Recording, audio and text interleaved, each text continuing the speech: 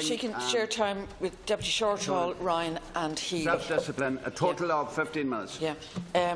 I read with interest the manifesto of the new Taoiseach, and in particular the bits where he describes Fine Gael as a compassionate party who are committed to open rather than closed politics. The Taoiseach used the foreword to tell us that he was attracted to Fine Gael as a young man because he was inspired by what he described as the unshakable integrity when it came to how politics should operate. Yet today we watched as somebody who is the subject of the gravest findings by the Moriarty Tribunal became Fine Gael's kingmaker. Deputy Lowry now has access to the government and the highest political office in the land because the Taoiseach can count on him. The Moriarty Tribunal ran for 13 years and cost the state in excess of €55 million, and yet its findings have not been acted upon. And we find ourselves in a situation today where the election of Fine Gael Taoiseach is facilitated by one of the key players in that tribunal, while a controversial company, SiteServe, now known as Activo, owned by the other person against whom the tribunal made its findings, and they were about corruption, is the supplier of the Houses of the Oireachtas for the barriers used by the Taoiseach's Walk of Honour in the grounds this afternoon. It beggars belief, and it serves only to remind us just why trust in government and in politics has been decimated. If you believe in the phrase "start as you mean to go on," then the events of today have been a pretty unauspicious start for this government. Is it the kind of unshakable integrity, Taoiseach, when you speak of what inspired you about Fine Gael politics?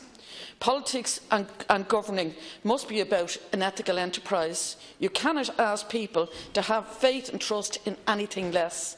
The programme for partnership government talks of greater openness, improved accountability and delivery of more effective public participation. But the challenge of the new cabinet, as you sit here this evening, is not to spend time finding nice lines about accountability and restoring trust in politics, lines that work in manifesto documents. It is about actions speaking louder than words. The newish cabinet assembled here tonight will be judged on actions rather than their words.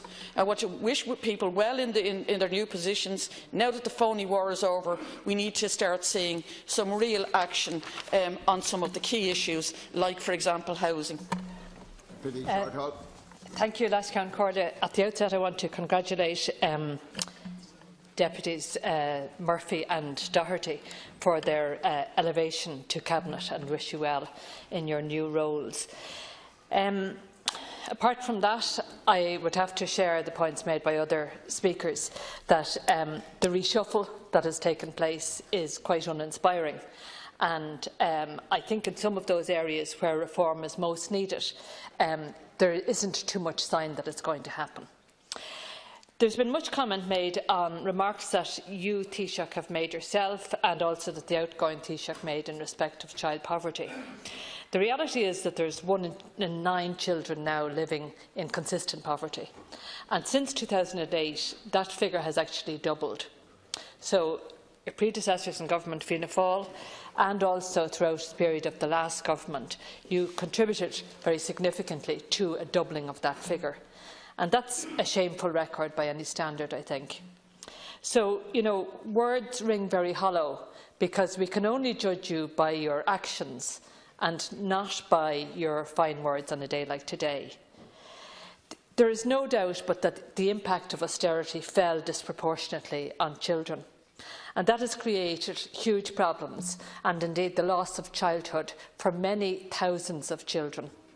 You spoke, Taoiseach, about giving ministers a priority job to do, which was to tackle the area of child poverty. And that's all very well, but are you prepared to give her the funding that is required for that? Because we know that the initiatives that were taken in the past in respect of the area-based childhood programmes have been starved of funding, and their funding is only guaranteed for another few months. And you need to put your money where your mouth is if you are serious about tackling the issue, the scandal of child poverty. So are you prepared to provide the kind of funding for those areas most affected by poverty in order to provide the kind of investment that's required in family support services, in infant mental health services, in general child health services, in education and in childcare? Look, and that's kind of sorry. You know, there's few enough ministers here. Over. Well, wait now, you can't do two things. You know, you're in a little huddle there, whispering to each other. At least, you know, pay people the courtesy. Pay people the courtesy of listening. Minister's Deputy Shortall. Okay. The fact of the matter is that child poverty did double between 2008 and last year. The fact of the matter is that over 5 budgets, your government introduced 5 regressive budgets which widened the gap between rich and poor.